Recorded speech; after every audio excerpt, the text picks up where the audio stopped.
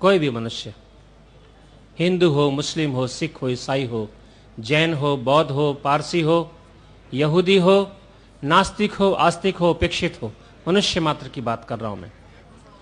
वेद किसी वर्ग विशेष के लिए नहीं करता उपदेश, केवल हिंदुओं के लिए नहीं, केवल मुसलमानों के लिए नहीं, आर्यों के लिए नहीं है, मनुष्य मात्र के लिए है। वही बात में रखने का प्रयास करता हूं मैं। सारे विश्व में इस धरती पर रहने वाले मनुष्यों की एक इच्छा समान होती है। सारे ब्रह्मांड की, इस धरती की बात नहीं कर रहा हूं मैं, पूरे ब्रह्मांड में जितनी पृथ्वियां हैं उसमें जितने मनुष्य होंगे, असंख्य होंगे, उनकी एक इच्छा समान होती है, मैं सुखी हो जाऊं, दुखी न हो मैं। ये समान इच्छा है। काला हो, गोरा हो, इंडियन हो, जापानीज हो, चाइनीज हो, रशियन हो, ऑस्ट्रेलियन हो, किसी भी देश का हो, किसी भी मतमन संप्रदाय का हो, यह शाश्वत सत्य है, प्रत्येक मनुष्य की इच्छा होती है कि मैं सुखी हो जाऊं, दुखी ना हूं। और इसी के लिए प्रयास कर रहा है व्यक्ति, पढ़ रहा है, लिख रहा है, नौकरी कर रहा है, धंधा कर रहा है, कमा रहा है, विवाह कर रहा है, मकान बना रहा है, गाड़ी ले रहा है, बच्चे पैदा कर रहा है, घूम रहा है, फिर रहा है, नाच रहा है, कूद रहा है, केवल इसी उद्देश्य के लिए मैं दुखी ना हूं और सुखी हो जाऊं। आज इस लक्ष्य की पूर्ति के लिए संपूर्ण विश्व के अंदर जितने भी महानुभाव हुए हैं, हर देश के अंदर लोगों ने मनुष्य को सुखी बनाने के लिए, दीर्घायु बनाने के लिए खूब प्रयास किया है, अनंत प्रयास किया है। लेकिन एक भूल हो गई। और भूल क्या हुई है? उन्होंने विचार कर लिया कि सुखी होने के लिए हमें अधिकाधिक भोग्य पदार्थों को प्राप्त करना। भोग्य पदार्थ जिससे प्राप्त हो सकते हैं, 5 इंद्रियों के विषय, वो अधिकाधिक प्राप्त करेंगे, हम अधिक सुखी हो जाएंगे। यहां भूल हुई है। भोग्य पदार्थों की आवश्यकता है, धन की भी आवश्यकता है, मकान की भी आवश्यकता है, गाड़ी की भी है, कपड़े की भी है, भोजन की भी है, पति पत्नी की भी है, बच्चों की भी है, सब कुछ की है। लेकिन एक बड़ी आवश्यकता जिसको हम भूल गए हैं, उसका नाम धर्म है। व्यक्ति के अंदर जीवन में धर्म नहीं है, आध्यात्मिकता नहीं है, तो व्यक्ति भौतिक वस्तुओं के माध्यम से कितने संपन्न हो जाए, वो पूर्ण सुखी नहीं हो सकता। वेद कहता है कि हम भौतिक दृष्टिकोण से कितने संपन्न हो जाएं, लेकिन आध्यात्मिक दृष्टिकोण से जो कठिनाइयां आती है, बाधाएं आती है, उसका समाधान धन नहीं कर सकता। जीवन के लक्ष्य की प्राप्ति के लिए 2 साधन बताए, अभ्युदय और निःश्रेयस। ये दार्शनिक बात बता रहा हूं मैं आपको। भोग और भोग सामग्रियों को प्राप्त करना और भौतिक दृष्टिकोण से संपन्न सुखी हो जाना, यह अभ्युदय में कहता है। लेकिन आत्मा परमात्मा को जानना, पुनर्जन्म में विश्वास करना, कर्म फल में विश्वास करना, जीवन मृत्यु में विश्वास करना, धर्माधर्म में विश्वास करना, संस्कारों में विश्वास करना, पुण्य अपुण्य में विश्वास करना, ईश्वर में विश्वास करना, ईश्वर की आज्ञाओं में विश्वास करना, यह अभ्युदय के क्षेत्र में आता है। यह अभ्युदय के क्षेत्र से हटकर के निःश्रेयस के क्षेत्र में आता है। जिस व्यक्ति को ईश्वर के विषय में ज्ञान नहीं है, आत्मा के विषय में ज्ञान नहीं है, पुनर्जन्म के विषय में विश्वास नहीं है, कर्मफल के विषय में विश्वास नहीं है, वो व्यक्ति निश्चित रूप से पूर्ण सुखी नहीं हो सकता। सुखी होगा, खाने में सुख है, पीने में सुख है, अच्छे कपड़े में सुख है, घूमने में सुख है, नाचने में सुख है, हर प्रकार के भौतिक विषयों में सुख मिलता है, लेकिन क्षणिक सुख मिलता है, पूर्ण सुख नहीं मिलता है। मनुष्य ने कितनी भाषाओं को क्यों ने प्राप्त कर लिया हो, कितनी धन संपत्ति क्यों ने प्राप्त कर ली हो, कितनी डिग्रियां क्यों ने प्राप्त कर ली हो, कितना एक घूम लिया हो, फिर लिया हो, लेकिन जीवन पथ पर चलते हुए पदे पदे विभिन्न प्रकार से संबंधित ऐसे दुख आ जाते हैं, बाधाएं आती है, जिनका समाधान धन से नहीं होता है, मकान से नहीं होता है, लौकिक वस्तुओं से नहीं होता है। उसका उपाय केवल मात्र अध्यात्म है। जिस व्यक्ति के मन के अंदर, आत्मा के अंदर, बुद्धि के अंदर परमपिता परमात्मा के प्रति विश्वास है, सच्चे ईश्वर के प्रति, ध्यान देने की बात है। आज दुर्भाग्य से इस धरती के ऊपर सैकड़ों नहीं है, हजारों प्रकार के ईश्वर बना करके लोगों ने कल्पोर कल्पना से खड़े कर लिए हैं। मैं उनकी बात नहीं कर रहा। मैं सच्चा ईश्वर, कैसा ईश्वर? सच्चा ईश्वर जो वेदोक्त है। आर्य समाज का दूसरा नियम ले सकते हैं, मोटी बात बताता हूं, जो सर्वव्यापक है। जो सर्वव्यापक है, सर्वज्ञ हैं, सर्वांतर्यामी हैं, सर्वशक्तिमान है, न्यायकारी है, हमारे कर्मों का साक्षी है और कर्म फलदाता है। इस ईश्वर को जो व्यक्ति अच्छी प्रकार से जान लेता है, केवल जानना नहीं, जान लेता है, मान लेता है, स्वीकार कर लेता है और अपने मन बुद्धि में स्थापित कर लेता है। विडंबना क्या है? प्रथम तो स्थिति यह है, आज विश्व के आधे से अधिक लोग इस ईश्वर पर विश्वास नहीं करते हैं। ध्यान देना, लगभग 3 अरब से अधिक व्यक्ति संसार के अंदर ईश्वर पर विश्वास नहीं करते हैं। ये चीन भरा पड़ा है, चीन है, रशिया है, युगोस्लोवाकिया है, जितने भी देखिए आप हमारे देश में मिलेंगे, करोड़ों व्यक्ति इस भारतवर्ष में मिलेंगे आज भी जो कहते हैं हम ईश्वर पर विश्वास नहीं रखते हैं। जो आधे रखते हैं उनका ईश्वर जो है वो अपूर्ण है, सच्चा नहीं है। केवल मात्र वेदोक्त ईश्वर जो है, उस वेदोक्त ईश्वर को ठीक व्यक्ति जानता है, मानता है, अपने जीवन में स्थापित करके उसके अनुसार चलता है, उसके जीवन में पूर्ण सुख की प्राप्ति हो सकती है और नहीं हो सकती है। महानुभाव, वैदिक ईश्वर की उपासना करने के लिए, आध्यात्मिक जीवन को अपनाने के लिए सबसे पहली महत्वपूर्ण चीज है कि हम उस ईश्वर को अपने मस्तिष्क में हर समय रखें। सभी व्यक्ति आ गए हैं, ना केवल हम किसी अन्य किसी मत संप्रदाय की बात कर रहा हूं, हम जो यहां बैठे हैं, आर्य लोग बैठे हैं, वैदिक धर्मी बैठे हैं, दार्शनिक बैठे हैं, स्वामी दयानंद के अनुयायी बैठे हैं, आर्य समाज को मानने वाले बैठे हैं, मैं उनकी भी बात कर रहा हूं। ईश्वर को केवल जान लेना पर्याप्त नहीं है, मान लेना पर्याप्त नहीं है, स्वीकार कर लेना पर्याप्त नहीं है। उस ईश्वर को अपनी आत्मा के अंदर, अपनी बुद्धि के अंदर हर समय बिठाए रखना अनिवार्य है। एक नियम है ईश्वर का, जितने काल तक हम ईश्वर को अपनी बुद्धि में बनाए रखेंगे उतने काल तक हम सतर्क रहेंगे, सावधान रहेंगे। ईश्वर से हमको बुद्धि मिलती रहेगी, ईश्वर से हमको मार्गदर्शन मिलता रहेगा। हम जो कोई भी कार्य करेंगे, हम जो भी वाणी बोलेंगे, जो भी विचार करेंगे, वो सारे के सारे विचार ईश्वर की ओर से प्रामाणिक होंगे, ईश्वर से पूछ करके करेंगे हम। जो व्यक्ति उस परमपिता परमात्मा को, जो सर्वव्यापक है, निराकार है, न्यायकारी है, कर्म फल का दाता है, कर्मों का साक्षी है, उस ईश्वर को अपने मस्तिष्क में जितने काल तक मन में बनाकर उपस्थित रखता है, उसकी इच्छा के अनुसार कार्य करता है, उसकी प्रेरणा के अनुसार कार्य करता है, उसे प्रामाणिक होकर कार्य करता है, उस व्यक्ति के पास में दुख नहीं आ सकता। ध्यान देना, जो हमारे पास हम बैठे हैं, सारे विश्व के लोग लीजिए, जिनके पास वो कष्ट आता है, दुख आता है, पदे पदे आता है, रोजाना आता है, अपमान होता है व्यक्ति का, लोग झूठ बोलते हैं, छल कपट करते हैं, अन्याय करते हैं, पक्षपात करते हैं, लोग चोरी करते हैं, हमारे पर झूठे आरोप लगाते हैं, विश्वासघात करते हैं और दुखी हो जाता है व्यक्ति। ये दुनिया में अनादिकाल से नियम चला आया है, संसार में इस प्रकार से काम होंगे, हुए हैं, वर्तमान में होंगे, आगे भी होंगे। कठिनाइयां आएंगी, बाधाएं आएंगी, कष्ट आएंगे, संकट आएंगे, इसका समाधान केवल अध्यात्म के माध्यम से है। जो व्यक्ति अपने मस्तिष्क के अंदर परमपिता परमात्मा को उपस्थित मानता, कैसे? जैसे घर के अंदर हम अपने घर के अंदर माता पिता को देखते हैं, ऐसे ही घर में ये मान के चलें मेरे घर में ईश्वर बैठा है, घर में नहीं, मेरे कमरे में बैठा है, मेरे पास में बैठा है, मेरे शरीर में है, मेरे मन में है, मेरी बुद्धि में है, मेरी आत्मा में है, हर समय। जितने काल तक, वैदिक सिद्धांत यह है, दार्शनिक सिद्धांत यह है, जितने काल तक हम अपने मन के अंदर परमपिता परमात्मा को उपस्थित मानते हैं, उतने काल तक आस्तिक रहते हैं। ये दार्शनिक परिभाषा, वैदिक दार्शनिक।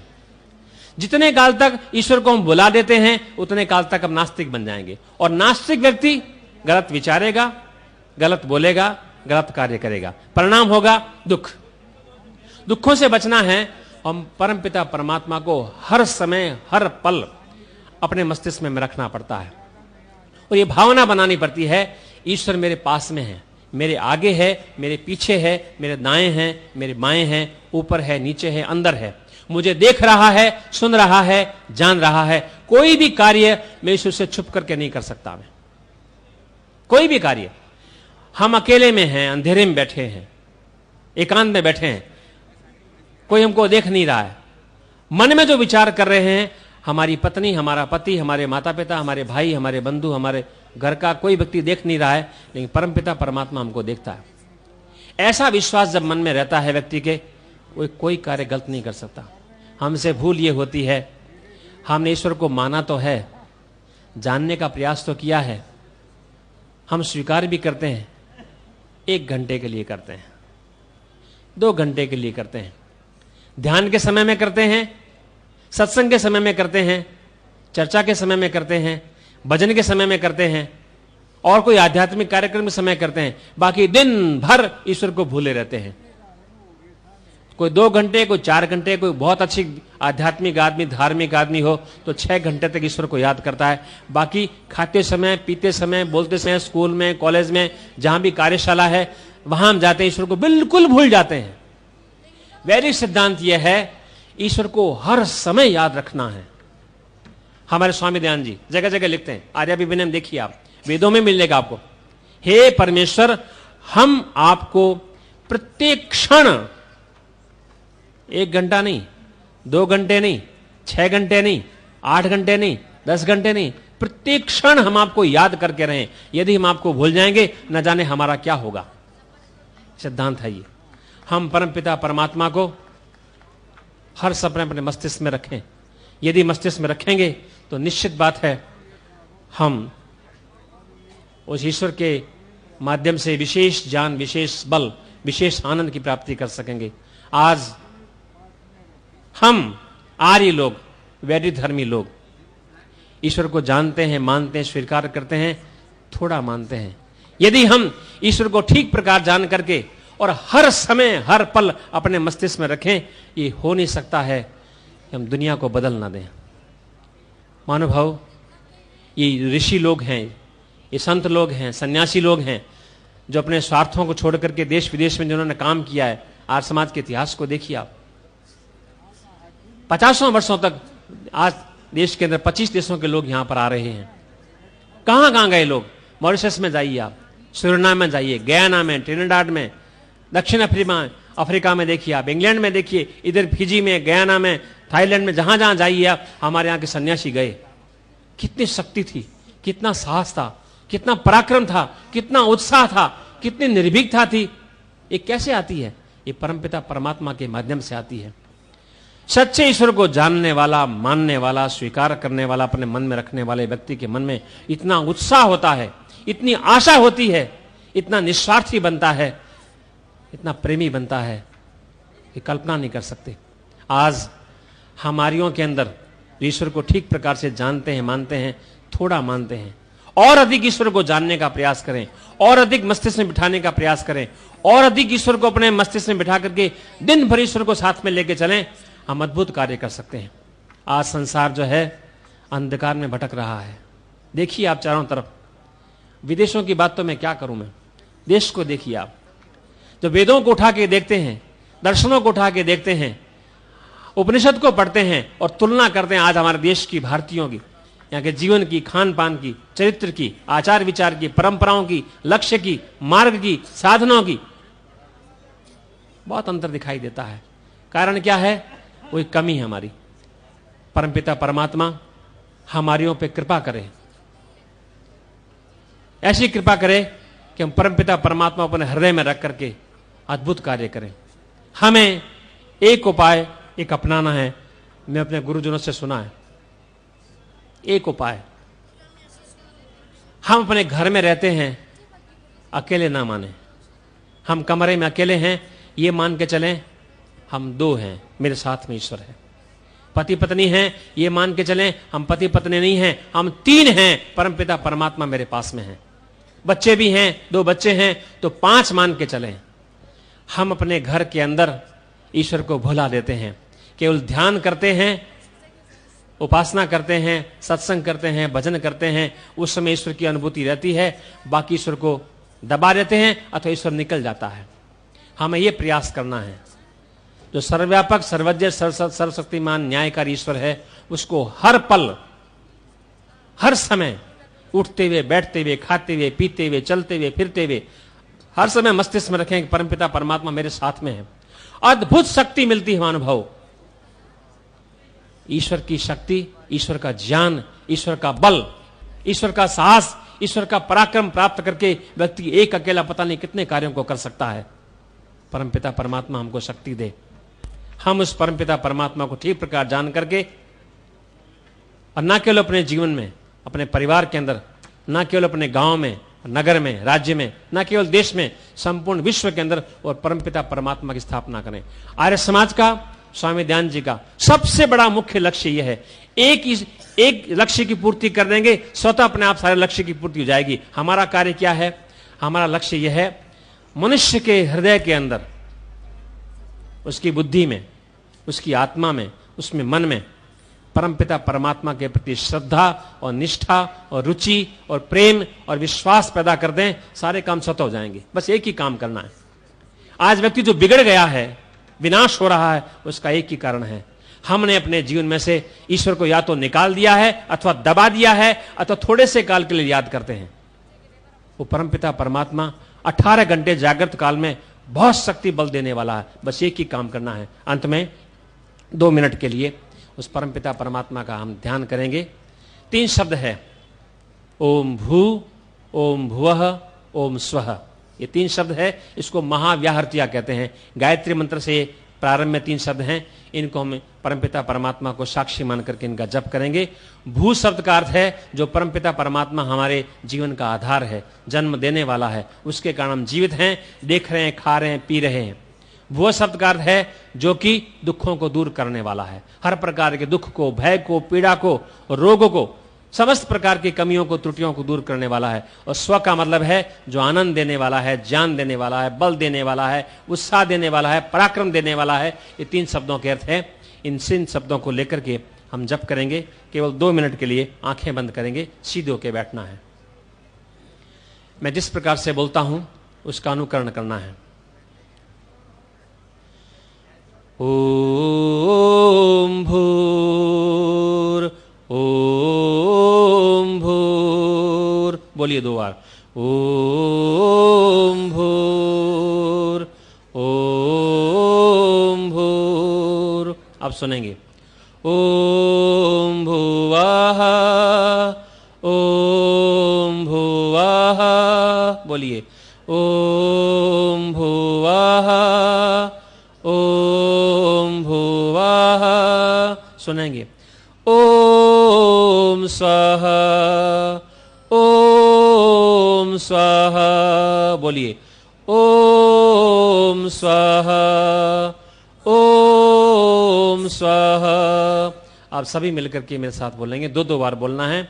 मन में भावना बनानी है, परमपिता परमात्मा मेरे अंदर है, मेरे शरीर में है, मेरे मन में है, मेरी इंद्रियों में है, मेरी बुद्धि में है, मेरी आत्मा में है, मैं उसमें डूबा हुआ हूं, वो मेरे में है, मैं उसमें हूं। ऐसा मन में भावना बनानी है, सच्ची भावना बनानी है। और इन 2-3 शब्दों को 2-2, 3-3 बार बोलेंगे हम, उसके बाद समाप्त करेंगे। अभी किसी समय किसी वस्तु का स्मरण नहीं करना है, आंखें बंद। हम कहाँ बैठे हैं, कौन सा स्थान है, कौन सा समय है, कौन से कपड़े पहन रखे हैं, इस बात की भी अनुभूति करनी है। केवल अपनी आत्मा को और आत्मा में बैठे परमपिता परमात्मा का स्मरण करना है। इसको कहते हैं भावना, ईश्वर प्रणिधान। प्रारंभ करेंगे।